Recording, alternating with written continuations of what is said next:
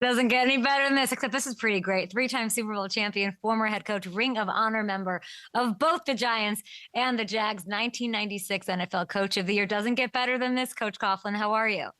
Hey, Kay, how are you? Nice to see I'm you. so great. I just Great. listened to 15 minutes of you, by the way. No, As you ran through the league, I got it. I got it all down. no. Oh, that's Yeah. only a coach shows up 15 minutes early for an interview. Like that's I should have known. I mean, did you watch that game last night? I did. I sometimes I can't make it through it. You know, I go to bed a little early, but not last night. No. What did you make of that? What was your big takeaway? Oh my God. You know what I thought? I would have some fun with Liam and say, Coach, could you please design for us and tell us about that final touchdown and how the deception that you built in by having the quarterback fall down a couple of times and get back up and score. But I mean, it was amazing. It really, I mean, they play hard. They play hard. But I want to tell you something, 23 seconds left. Hey, you got to be holding your breath because you remember the 13-second game?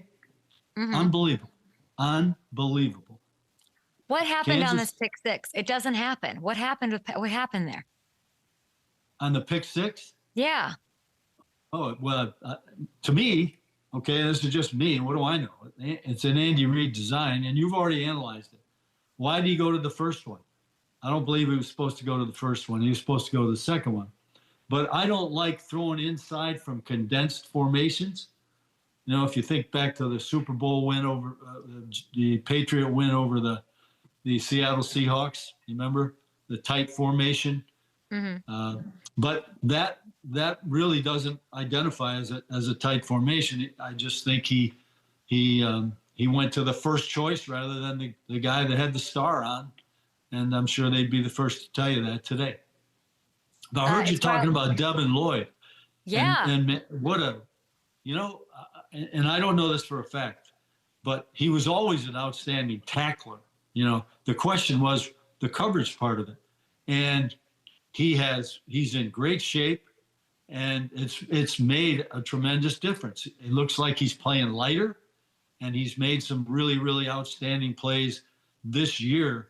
And all the doubters are going to have to go away on that guy because he's playing super. And the juke he put on Patrick,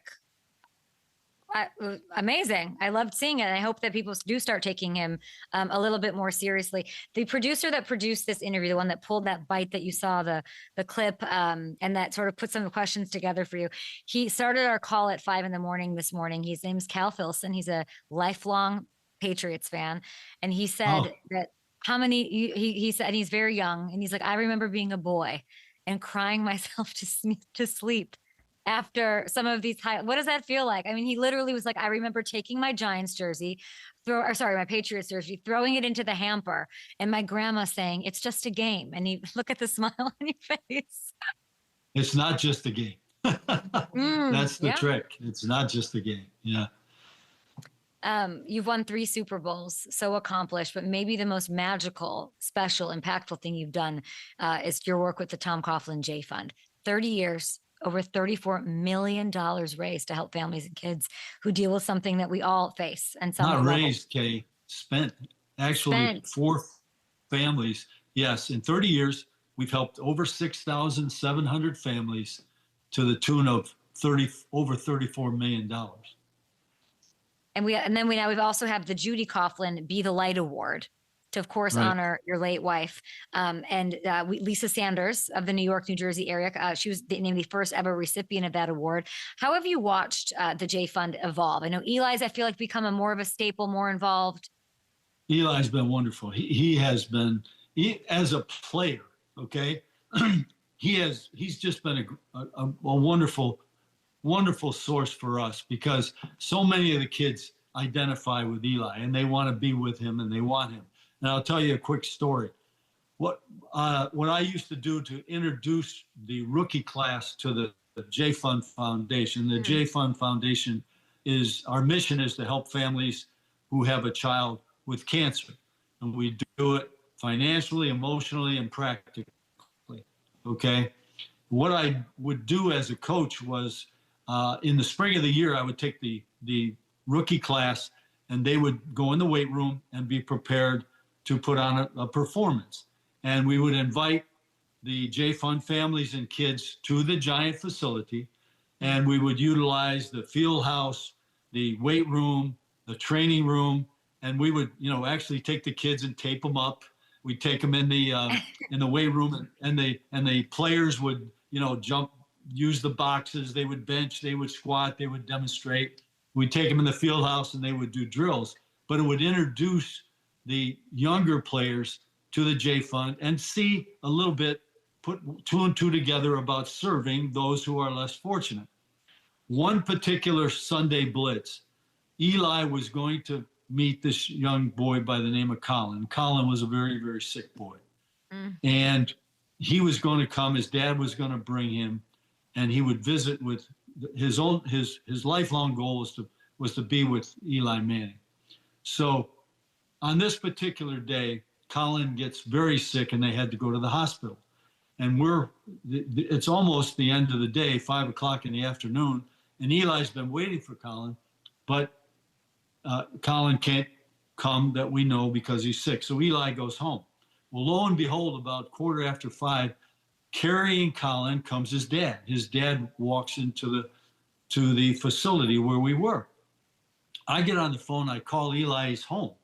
He drives back to the Giant facility, okay, on a Friday afternoon, if you can imagine. He drives back. He spends a half an hour with this little boy, okay? The little boy, a week or two later, passes away. His dad writes a letter to me and says, the greatest thing that ever happened in this little boy's life is he spent a half an hour with Eli Manning. Can you imagine that? No, I can't. I'm crying. That is what, the impact that the players have, that Eli, for example, but Eli's been fabulous. He and I did our first shopping spree together. If you've ever seen that, it's amazing. You go to a grocery store and there's always a chain that helps and wants to be involved and so on. Of course. And you give the families a chance to go and get all the groceries they can get into 2 grocery baskets, right up. And so in the early going, we didn't use as many volunteers as we do today to do this, because it's almost like, they're helped to get their groceries by people running around for them. In those days, they were doing most of it themselves, but Eli would jump in, and he would be a part of picking up the groceries or maybe holding the child while the mom went around and got the groceries. But he has been fantastic with the kids. And you know why? Because he'll do anything, I mean, if the kids are dancing, he'll dance. Yeah. I mean, he'll go out and dance on the floor with them. If they're painting or doing something, he grabs a brush and he starts painting with them. He's been amazing.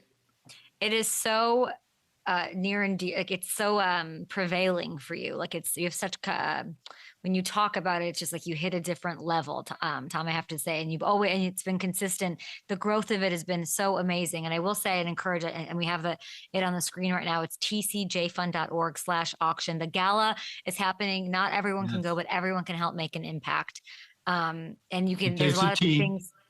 Yes, it takes a team. And there's a Jaxson Dart signed football. Part of our team. Yes, and there's a Caitlin Clark signed basketball up for auction. If anybody wants that sounds great. There's a Jaxson Dart signed football. There's experiences. Final I'm looking Four right now. Tickets, Kentucky Derby. There's a trip to Spain. Yeah, there's a lot of really great stuff. Traveling with you can travel, and there's some experiential things for bid right now with the auction at tcjfund.org. Like you traveling with the Giants to their game at New England in December. Yeah. That is something you cannot get anywhere else. So please go and bid on that. Maybe the young guy that helps you with your program would the Patriot fan would like. We should Can we get Cal on the Zoom? Can we drop Cal a link? Traveling with the Giants to go play the Patriots. There you go. We need to get Cal on Zoom here before Coach goes. We saw obviously you saw the Super Bowl highlights. You have so much going on. You're talking the way that you talk about Eli. He's become I say it in the best way, almost like a character. Like he's become this cultural icon of the NFL. commercials, and now they have a show based on a bit that he did. And obviously he's a media darling with everything that he's built alongside his brother, with Manning Cast and Omaha and all of that. What is it like to watch him and have watched him morph into that? Because when he was playing, I don't know that I knew that he was that until maybe he was like catching Odell in that commercial like 10 years ago, you know? Like, that's how you had to see him when he was playing. You would have to see him that way because let me tell you, he was a worker. You know, he was there all day Tuesday. You know, everybody else has got a day off, not him. Not him. He's there trying to get a head start on the next opponent, and such a competitor. You would know him if you saw him in the locker room. I mean, he along with the offensive linemen are the biggest whats you've ever heard. I mean, Sean O'Hara. They bust each other's butt from day one. You know, that group. O'Hara and Richie, Chris was more the quiet type, and Kareem was quiet too. But yeah, he would have a lot of fun. But if you saw him, off stage, if you would, away from the field, you see the way he is with kids and the way he acts. And but I'm not surprised by his success because you know why? Because he's exactly the same. He hasn't changed one bit. He's exactly the same. He's a humble guy. Yeah. Humble guy, and hopefully he'll rub. I mean, he's the standard, right? Like that's just what he is, and he's obviously helping you. Jaxson Dart, I mentioned him. Let's fast forward to right now. These Giants, they're navigating the early stages of the Jaxson Dart era. What have you noticed, or what has stuck out about him over his first two starts, Coach? Well, I watched him practice. I was at training camp, and I watched him practice. He's a talented guy. And he looked very, very good in practice.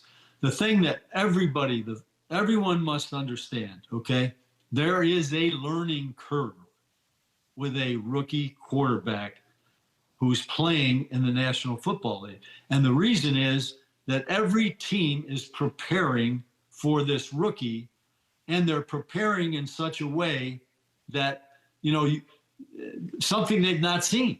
So the young quarterback is going to see, in his experience, blitzes he never even thought of and certainly never faced.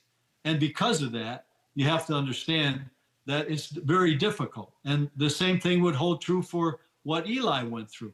I'll never forget, we back-to-back played Washington and Baltimore, two teams that were exceptional blitz scheme defensive team. And the young quarterback just couldn't keep up with all that was being thrown at him.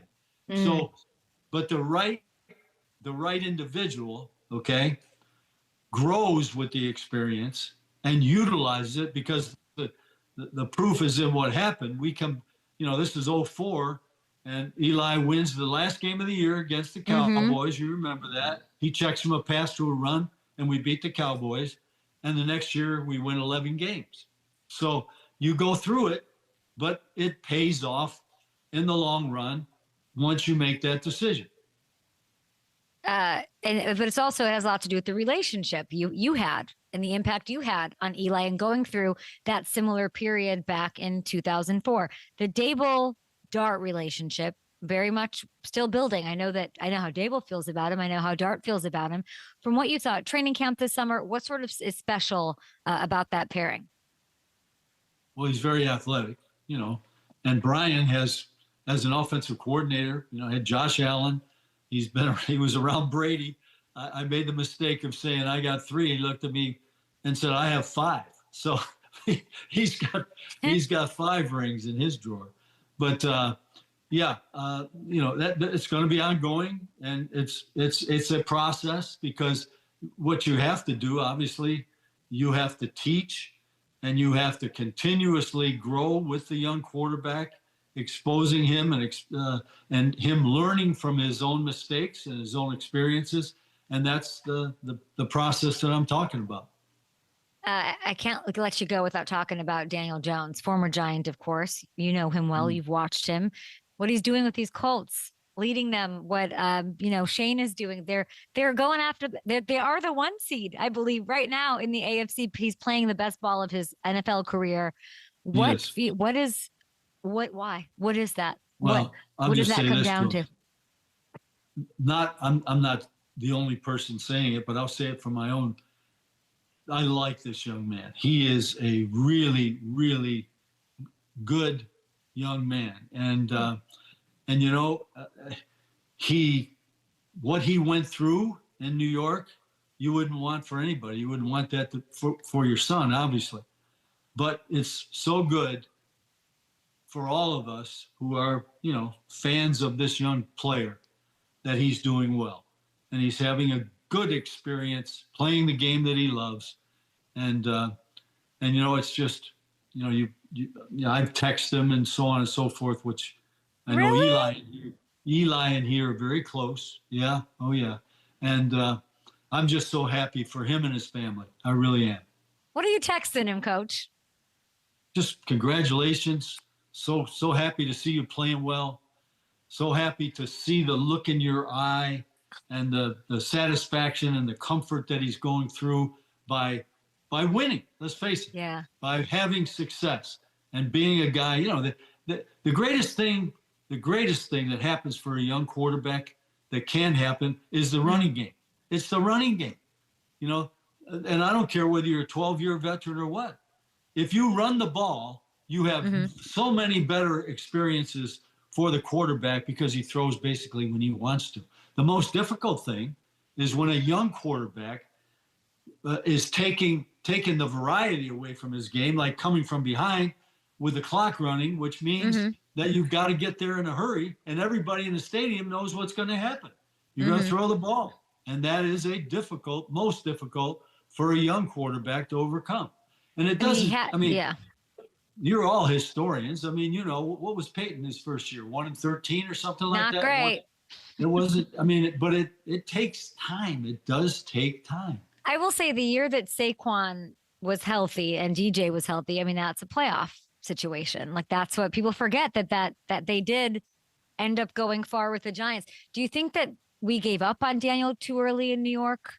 Or was it that the situation was just never built for him? No? I'm not going there, okay. It was just... We're just happy for him. As a matter of fact, from what I understand, with the last go-through, Daniel was the guy that came to the coaches. Great. I love it. I'm just glad that I'm glad that you guys talk and that you're so happy. I see it too. I see this brimming confidence, and I know it comes with winning, but I do really think you have to dig deep and find something in yourself, even if the wins are coming, in how to stay confident after going through that. It's been really impressive. Well, stop and think about a big, strong, fast kid with an outstanding arm. Yeah. Very smart. And obviously he likes where he is. He likes the team, the makeup of the team. He's having fun playing the game that he loves since the time he was a little kid. God bless him.